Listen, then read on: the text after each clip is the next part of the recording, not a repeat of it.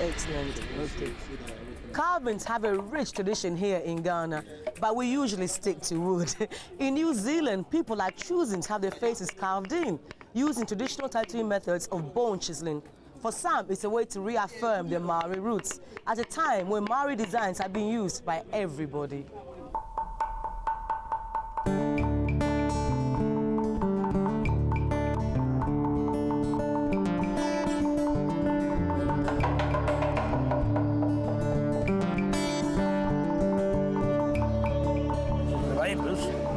And they're all like this. New Zealand Māori Joseph Takuta wears tā moko, the ancient Māori tattoo, a symbol of cultural pride and renaissance. With moko, it's a cultural connection to your ancestors and to the people around you and to your own tribal connection. Moko designs are universal to all tribes, with only small regional differences. What it shows is unity. There is a common denominator that unites all of us. Because it doesn't matter which iwi you go to, which hapu you go to, you find that there's a basic template to the moko. Nice moko. The designs represent genealogy. They're based on Māori values and philosophies, rather than a specific meaning for each line or spiral. We as people, anything and everything we do is inspired by atua. What's atua? Something that takes your breath away. Can be a woman, can be a waterfall.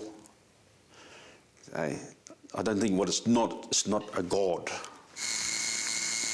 Today, Joseph is having parts of his 8-year-old moko recoloured, some with the tattoo gun, but later today it'll be cut with a traditional bone chisel called uhi.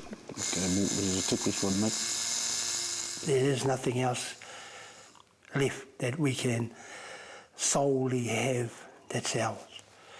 You can hop in a plane that's got a Māori design on it. You can buy a t-shirt. You can virtually do anything Māori without being one. But putting a moko on your face sets you apart from everyone else. Joseph works as an anti-violence counsellor for a Māori health organisation. Before moko, it was very gang affiliated. Violence, drugs, alcohol, you name it. We had it, and I lived it fully. And then I started going back to where I came from, back to Tūhoi and to my people, and culturally starting to be a part of that. One more, hold it, yours. Coming back from the other side, hold it. My spirit, my wairua, is always satisfied, fulfilled when I do moko. That's what will keep me vigorous, vibrant and alive. Chaz is not just a moko artist, he's also a carver who teaches Māori art and design at Auckland University of Technology. Doing moko has been passed down through his genealogy. Even from a young age, it's always fascinated and it's always been part of my life, so it's something that really was just going to be natural progression. Today, Chaz will use his carving skills to add to Joseph's moko. For the first time, he'll use a traditional uhi, chisel, like his ancestors, to cut Joseph's face and preserve the tattoo. The blade itself is made from bird bone, from the wing bone of an albatross or torua.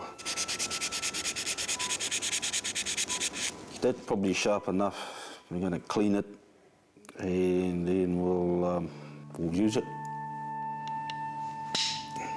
Moko virtually disappeared after colonisation by the British in the 1800s.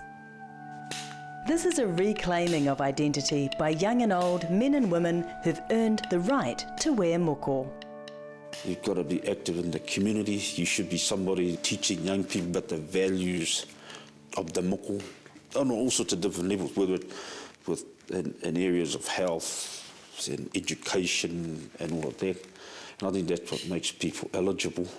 That felt like But around the world, many non-Māori have taken on these designs as tattoo. They're not actually prepared to understand what the philosophies are, why we do it as people.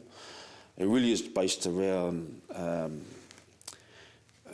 the images, the aesthetic that supports the ego. Yeah. That's why I have a problem with it. The moko Renaissance requires rewriting the rules of an ancient practice for modern times, and even the practitioners are learning from the past. The first time I've used an uhi on anyone's face, and it's totally different. It's got a different feel, it's got a whole different sense, a whole different way to it, or spirit to it, compared to a machine. Because I guess it's what the old people were doing, then it's a little bit closer to that. The nearly lost art of Maori tā moko is now back in pride of place, in the hearts and on the faces of the Indigenous people of Aotearoa, New Zealand. After the break, we'll visit India to see how a truck gets an extreme makeover. I tell you, this is even more elaborate than most wedding preparations.